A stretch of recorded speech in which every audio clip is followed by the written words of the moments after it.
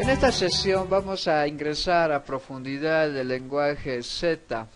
Bien, vamos a ir presentando los tipos de declaraciones, tipos de datos que se va manejando en Z. Se tiene como primer tipo de datos los incorporados. Está compuesto por el conjunto de los números enteros. En realidad lo que sucede es que se utiliza el tipo de datos ya definidos en la matemática pura, como el conjunto de los números enteros, el conjunto de números naturales, racionales, reales y demás. Por ejemplo, un ejemplo de declaración sería: se define la variable capacidad n como un tipo de dato natural. Lo que en lenguajes de programación en C ya utilizamos como tipo int, ¿no? Integer. En este caso estamos declarando en Z a capacidad como un tipo de dato natural, es decir, puede adoptar valores que va desde 1, 2, 3 para adelante. Otro tipo de declaración, tipo de datos, llega a ser los básicos o dados. Estos son tipos de datos, como dice, dependen de los conjuntos usados en las aplicaciones que se modelen. Depende mucho de los elementos que son parte de tu sistema. Por ejemplo, imagínense acá, para el caso de una biblioteca, tenemos tipos de datos: estudiante, docente, libros. Entonces se puede definir un conjunto de libros. En este caso, la definición se lo hace a través de corchetes, se coloca ahí el objeto libro, y esto ya define al libro como un conjunto de libros, tipo de datos posibles de tipo libro. Así podríamos colocar x dos puntos libro, entonces tenemos de que x es de tipo libro. Un tercer tipo es el de tipo libre. Entonces acá, como dice, enumeraciones que son similares a las que existen en Pascal módula 2.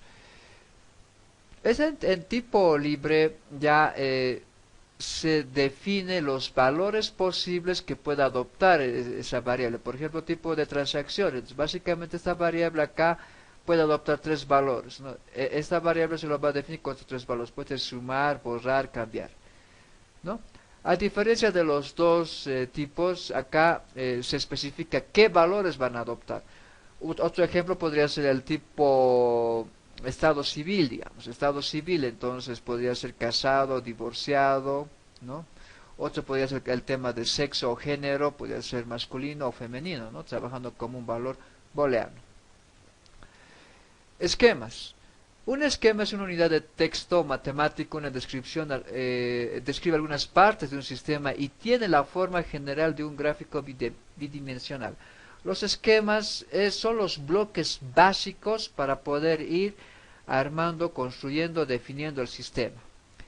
Su representación gráfica puede verse acá en la figura, ¿ya?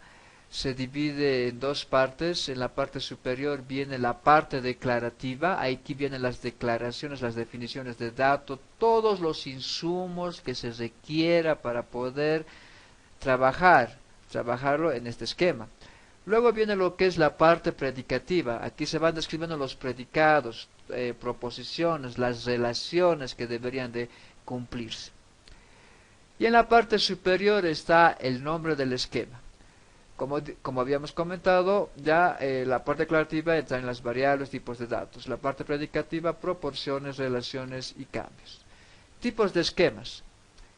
Puede verse cuatro tipos de esquemas. El esquema anónimo es el esquema que generalmente no tiene su nombre, se ubica entre los primeros esquemas de un conjunto, ¿ya? Y se usa generalmente para poder realizar declaraciones globales. Ya son esquemas que no tienen nombres, ¿ya? Y son reconocidos, todo lo que tú declares en su parte declarativa y las relaciones que pueda estar en su parte predicativa son reconocidas por todos los otros esquemas, ¿ya? Generalmente esto se lo utiliza para hacer declaraciones ya, como dice, de alcance global. Luego tenemos los esquemas regulares, ¿no? Los comunes, que debe tener un nombre, una parte declarativa, una parte predicativa. Vienen luego los esquemas delta. Los esquemas delta permiten describir cambios en un módulo, en un sistema. Debe de haber cambios, actualizaciones, modificaciones, ¿no? Anteriormente había solo 5 estudiantes, ahora hay que actualizar y vamos a tener 4 estudiantes o podríamos tener 6 estudiantes. Entonces, este esquema delta describe cambios que puedan existir en los distintos conjuntos, relaciones, funciones que se definen. Algo similar a esto, pero sin cambios, sin modificación, son los esquemas XY, ¿ya? Estos describen los conjuntos de elementos a modelarse, pero sin cambios, ¿no? ¿Y cuál sería entonces el uso que se le puede dar a los esquemas XY? Pueden ser utilizados para describir consultas, para mostrar reportes, mensajes y demás. Un esquema no solamente puede describirse de manera gráfica, también puede ser descrita de manera textual. Eso puede verse en este ejemplo. Acá está el nombre del esquema, colocamos esto que se lee como se define y entre corchetes colocamos en la primera parte la parte declarativa y en la segunda la predicativa.